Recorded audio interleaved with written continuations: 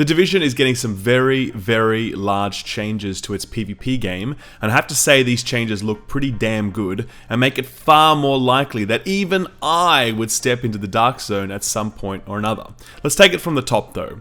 Firstly, there's the announcement of the new Skirmish game mode. Now in the past we've had a dedicated PvP mode in the form of Last Stand, but it does have some issues associated with it.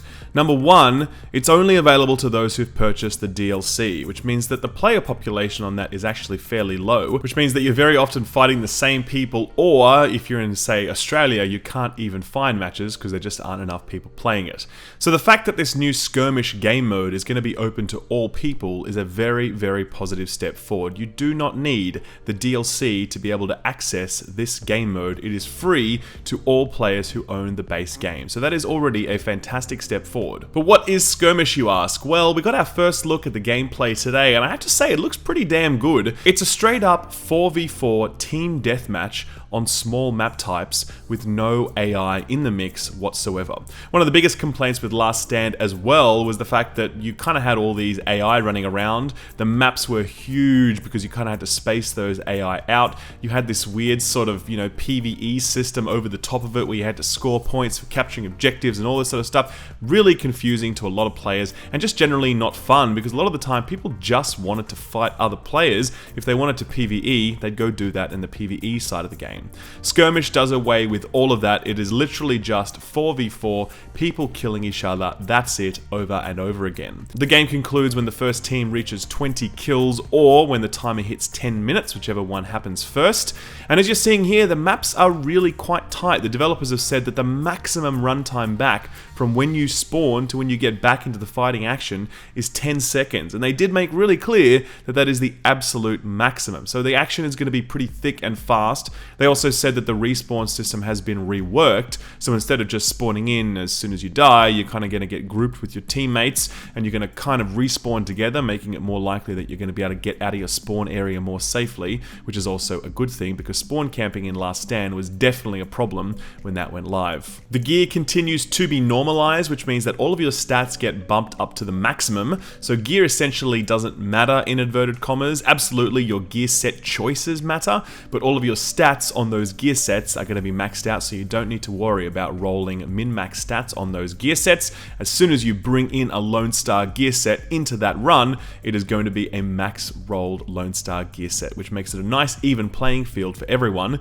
just as it is in Last Stand. A nice little touch is that the intro screen is going to show off your team, and the person with the highest PvP rank is actually going to be up front, and you're going to be able to see their build and some of their stats like their KD as well. It's a nice little touch that helps you understand what's effective in the PvP game, broadly speaking, looking at that player and understanding what works for them and maybe bringing that sort of stuff into your own build, I don't know. But either way, it's just nice to know they've got those little finishings on there because it does look nice. Speaking of ranks, that system is also being expanded upon. So right now, max rank in Last Stand is level 40. Turns out that the rank system over there is actually going to be expanded to also include this new Skirmish mode as well. And they're actually upping the max rank in the PvP game to 99. And after level 40, you're going to start getting classified gear set caches as rewards, which is pretty damn awesome. People have been crying out for more ways to get some more classified gear when the global events aren't in effect. This PvP game mode is certainly going to be one of the most lucrative ways to do that while you're grinding up those levels. So that's PvP in that dedicated PvP mode. Skirmish, it looks pretty nice. You've seen the gameplay here on screen. It's just thick, fast TDM action. It's what the Division has been needing for a long time, and I'm certainly looking forward to it. But I'm not looking forward to it as much as I am the changes that are coming to the rogue mechanic in the Dark Zone. Now, the Dark Zone is a very, very, very controversial place. Just as many people love it as they do absolutely hate it. Many people continue to play the Division to this day because of the Dark Zone, but just as many people have quit the game and swear never to come back because of the experiences they've had in there. And the core of the challenges associated with the Dark Zone is the way that the rogue mechanic works. Currently, anyone can go rogue on anyone at any time with no warning whatsoever, And at the same time, friendly fire is enabled in the Dark Zone. So while you may be trying to shoot another target who is rogue and they're running away from you, you might accidentally shoot someone who's not rogue, which then sends you rogue, and everyone then starts bum rushing you because all of a sudden you've got a rogue timer above your head. Anyone that's spent any time in the Dark Zone is going to know exactly what I'm talking about. We've all suffered it hundreds of times. Well, that is all going to change now with a new rogue system coming in, whereby two things are going to have to happen. Firstly, if you want to go rogue, you have to hit a rogue button. There is a toggle that you will need to select now to send yourself rogue. And in connection with this, there is no more friendly fire in the Dark Zone. So you can only friendly fire, so to speak, once you've hit that rogue toggle. If you have not chosen to go rogue and you shoot another player, you will not do any damage to that player. These changes are absolutely fantastic for a number of reasons. Right now, there is no warning when a rogue is nearby you. There is no warning that someone has malicious intent. They can literally walk right up to you with an MA70 shotgun and unload it into your head before you have a chance to do anything, because you literally cannot defend yourself in that circumstance.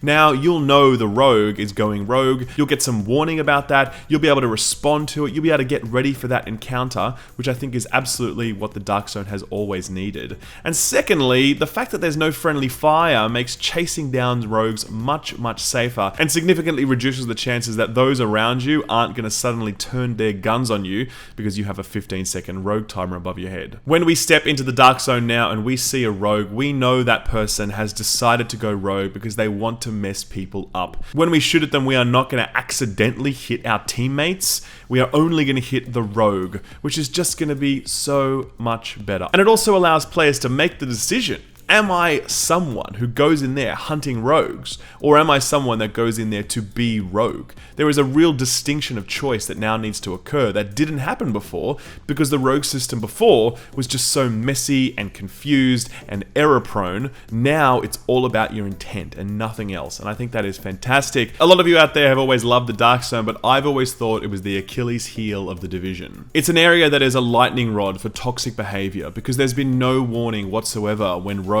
plan to mow you down. If you were a solo player and you saw 4 people coming towards you and they didn't have a rogue timer above their head, you had no idea whatsoever whether or not they were about to gun you down. And now you will know, because those guys have to choose, am I going to go rogue or not? They're going to have to press a button. It's going to toggle their rogue status, and you are going to have time to respond as a player to get the hell out of there if they do that, because obviously you have no chance in a 4v1 unless you're like Wids or something. I don't know, something like that. I think this is a very, very good thing, and I think Redstorm and Massive are taking this in a great direction. I cannot wait to see this in the live game in patch 1.8 when that launches.